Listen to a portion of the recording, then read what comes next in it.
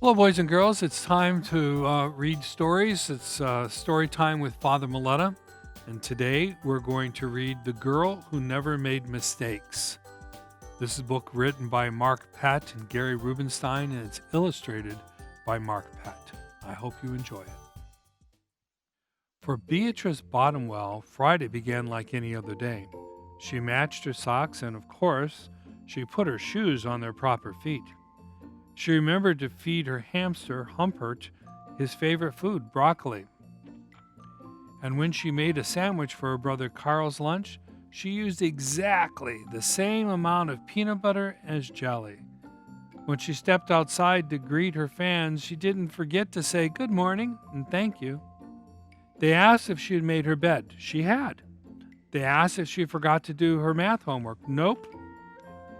What about tonight's talent show? They asked. I'm ready, said Beatrice with a smile. After all, her juggling act had won 3 years in a row. Most people in town didn't even know Beatrice's name. They just called her the girl who never made mistakes, because for as long as anyone could remember, she never did.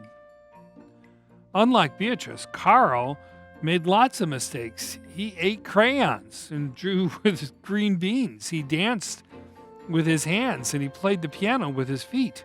Carl loved to make mistakes. At school, Beatrice was on the cooking team with her two best friends, Millie and Sarah. To make their giant rhubarb muffins, they needed 4 eggs. Beatrice went to the refrigerator and carefully chose the biggest, eggiest eggs she could find. But on the way back, her legs slipped out from under her, and the eggs went flying. Beatrice was about to make her first mistake, but she didn't. That was close, thought Beatrice. Sorry, Beatrice, I dropped a piece of rhubarb.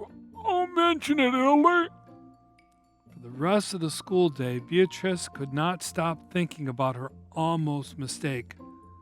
On her way home from school, Beatrice watched Millie and Sarah ice skating in the park. Come and join us, said Millie. It's fun, said Sarah. Beatrice watched them slip and slide on the frozen pond. Millie and Sarah laughed as they wobbled on the ice. No thanks, said Beatrice. At supper, Beatrice barely touched her food. Is everything all right, kiddo? Asked her father. I'm worried I'll mess up tonight, said Beatrice, and everyone will be watching. Worry? You don't make mistakes, he said with a smile. Beatrice tried to smile too. After supper, Beatrice got ready for the talent show. First, she woke Humpert from a nap. Next, she got the salt shaker from the kitchen table. Finally, she filled a balloon with water. The school auditorium was packed. Beatrice felt her stomach jumping around inside her. Beatrice waited for her juggling music to begin. That's her! That's the girl who never makes mistakes, said a woman. Oh, we know she'll be perfect, said a man. When the music started, she tossed Humpert into the air. Next, she added the salt shaker, and finally the water balloon. Beatrice didn't miss a beat. The crowd clapped with delight. But Beatrice noticed something odd about the salt shaker. The specks falling out of it were not white. Achoo! Humpert was so surprised his sneeze that he grabbed the water balloon with his claws. Kabooey! Humpert, pieces of water, balloon, and pepper rained down on top of Beatrice. For the first time, and as long as anyone could remember, Beatrice made a mistake, and it was a big one. The music stopped. Beatrice didn't know what to do. Cry? Run off the stage?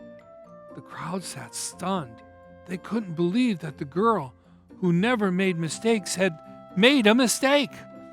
Beatrice looked up at Humpert. He looked back at her. His hamster fur was soaked and specked with bits of balloon. Beatrice let out a giggle. The giggle grew into a chuckle, and the chuckle became a laugh. And the people in the crowd looked at each other and then back at Beatrice. They began to giggle. then chuckle, then finally roar with laughter.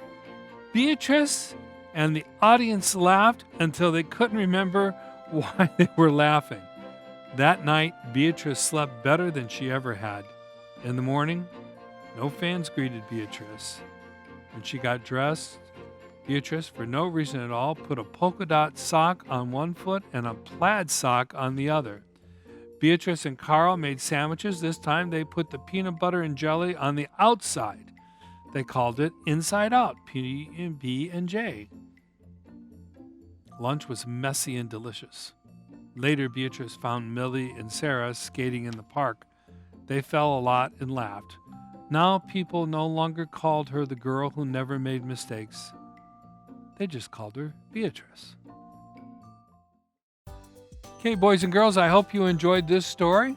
Again, if you have a story you'd like me to read, just let me know. I hope you have a wonderful day.